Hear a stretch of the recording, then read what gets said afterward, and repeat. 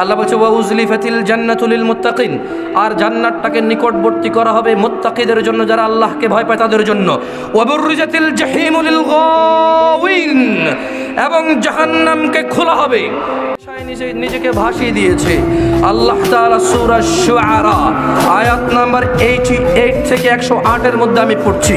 আল্লাহ বলছে ওয়া বুররিজাতিল জাহিমু লিল গাওয়িন, এবং উন্মুক্ত করা হবে, খোলা হবে ওই সব নারী এবং পুরুষের জন্য জাহান্নামকে।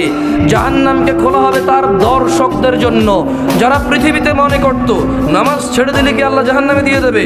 ওই দর্শক যারা কামনা করেছে যে দেখবে যে জাহান্নামটা কেমন, আল্লাহ তাই বলছে লিল গাওয়িন, জাহান্নামকে আল্লাহ খুলে দেবে। কার জন্য? তাদের দর্শকের জন্য।